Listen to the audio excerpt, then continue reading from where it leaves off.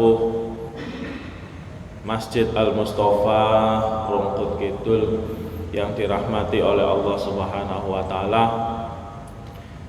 Puji syukur kehadirat Allah Subhanahu wa taala, kita diberikan hidayah inayahnya sehingga kita bisa istiqomah melaksanakan sholat subuh berjamaah di masjid ini dalam keadaan sehat walafiat. Sholawat serta salam kita aturkan kepada junjungan Nabi besar Muhammad dengan ucapan Allahumma sholli ala Sayyidina Muhammad.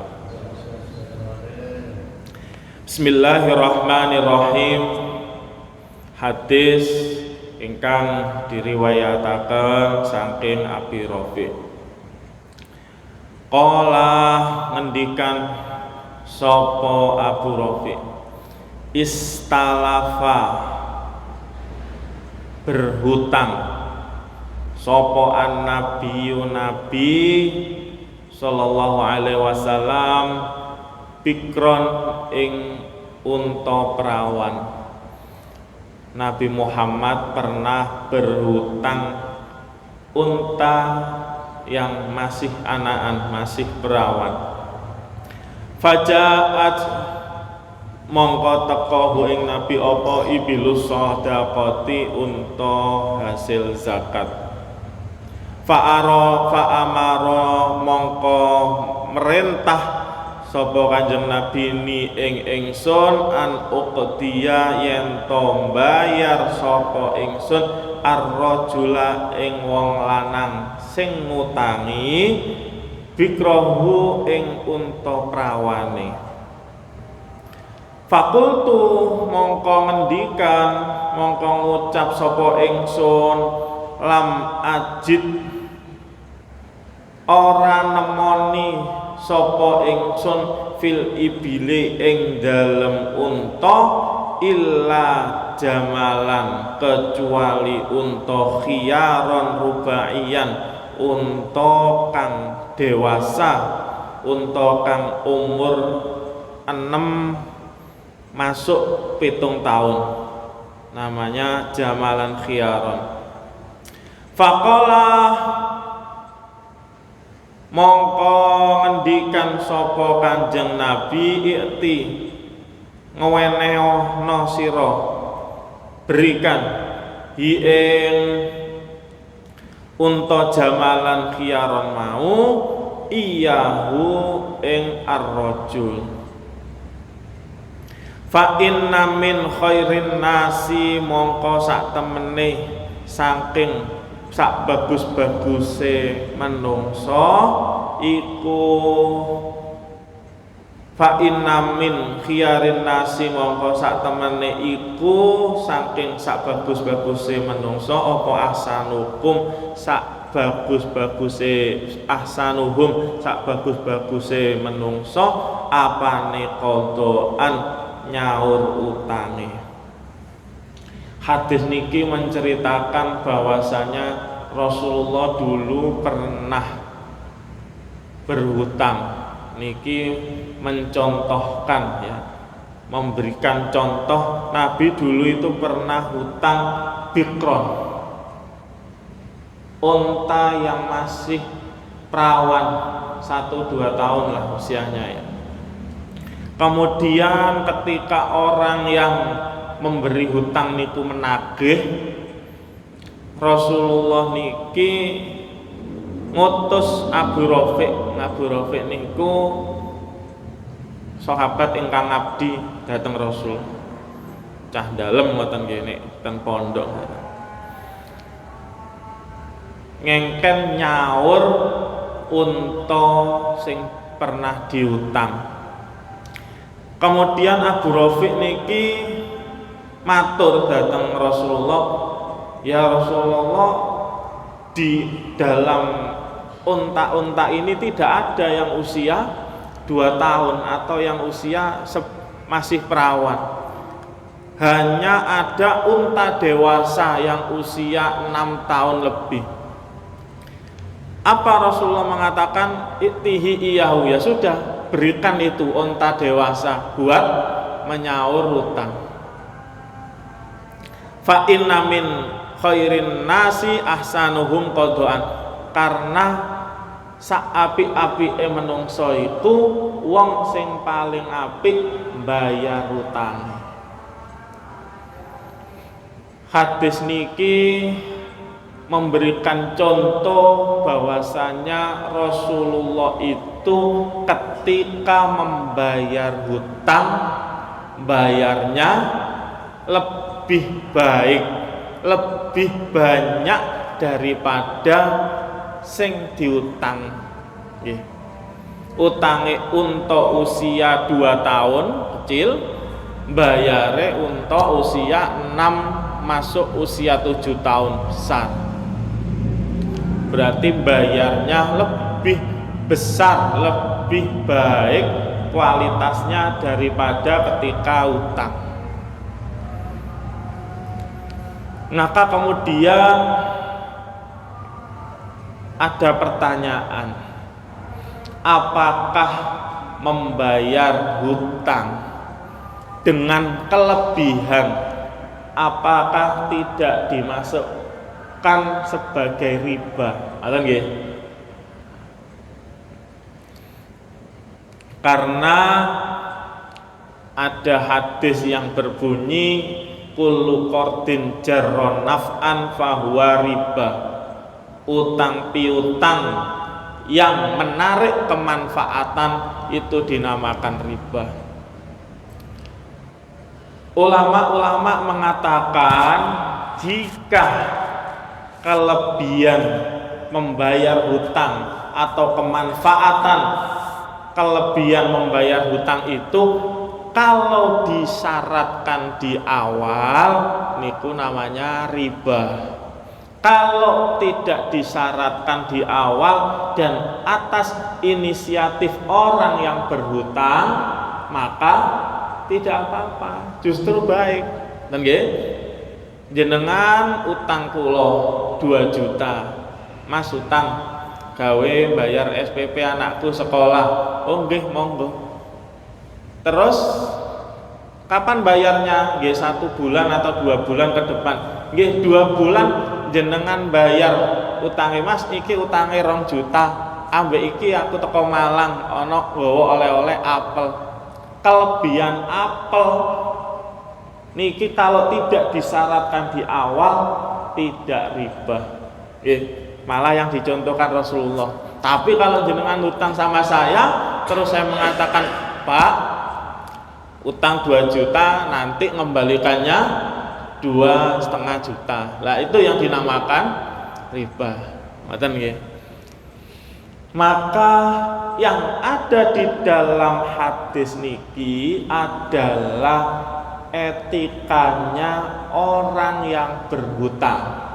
Panjenengan kalau berhutang sama siapapun, sama keluarga, sama saudara, sama tetangga, sama orang lain, etikanya salah satunya adalah nek utang nyaure sing luwih apik. Ngoten nggih.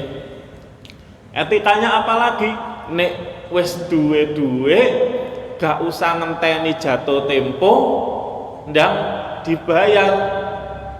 Karena ada hadis matul ghani zulmun, nunda-nundane wong sing wis mampu, jane wis mampu bayar tapi ditunda-tunda niku termasuk zalim.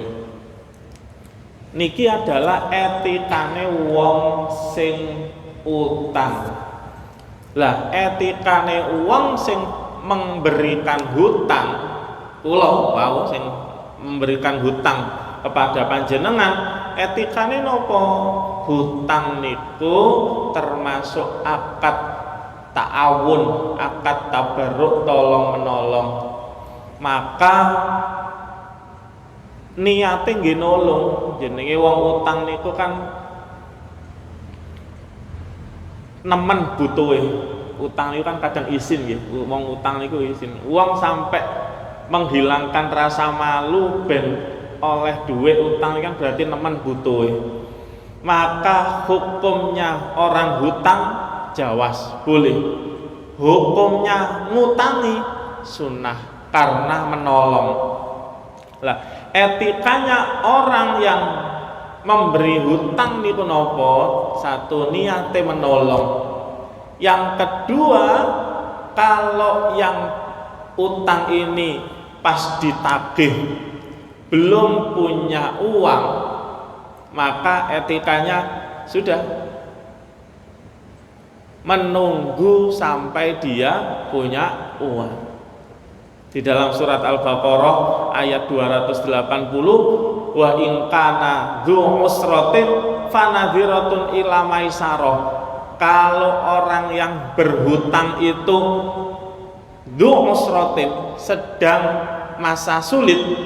Usrah niku sulit nggih, gak duwe duit, napa mantun sakit, kena bencana dan sebagainya, maka tuntunannya adalah fanadhiratun ila maisarah. Tunggu sampai dia lapang, tunggu sampai dia punya uang.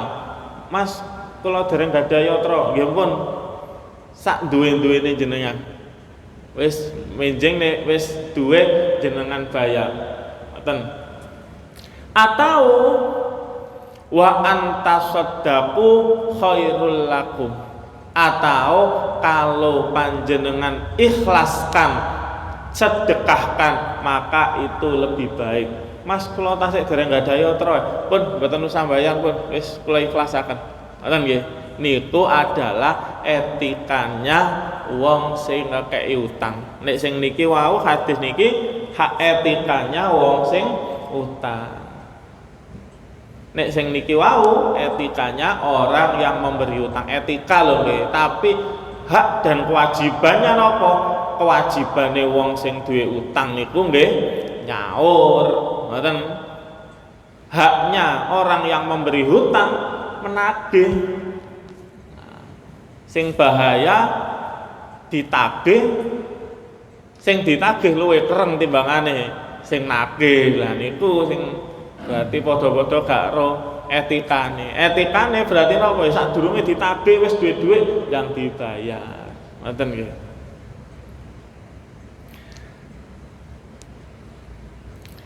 Sekarang yang terjadi di masyarakat niki perlu kula terangaken karena ini sudah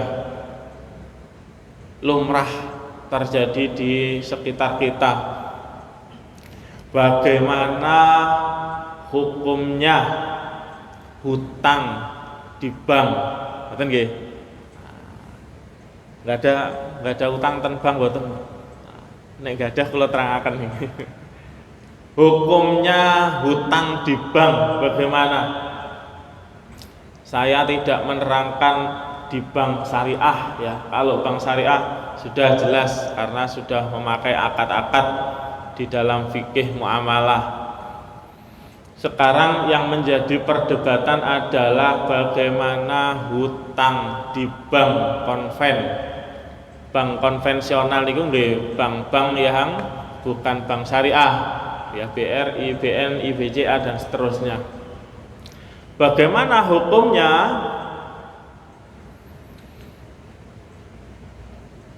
Yang pertama yang harus kita sepakati dan kita yakini adalah bahwasanya riba itu haram. Nggih. Sepakat ya niki. Karena Allah sendiri sudah mengatakan wa ahallallahul bai'a wa harramar riba. Allah menghalalkan jual beli, mengharamkan riba. Sudah jelas. Kita harus sepakat dan harus meyakini bahwasanya riba itu haram ila yaumil qiyamah. Yang menjadi pertanyaan adalah apakah bunga bank niku termasuk riba? Ngoten nggih berarti. Lah di sini ulama-ulama khususnya ulama-ulama Indonesia mulai dari muktamar di Lampung sampai sekarang pasti jawabannya ada 3. Ada ulama yang mengatakan bahwasanya bunga bank itu riba. Salah satunya adalah Syekh Wahbah Zuhaili di dalam bukunya Fikih Islami wa Adilatuhu niku judul babnya saja Samratul Bunuk, riba sampai diulang 3 kali. Bunga bank itu riba. Salah satu ulama yang mengharamkan bunga bank adalah Wahbah Zuhaili.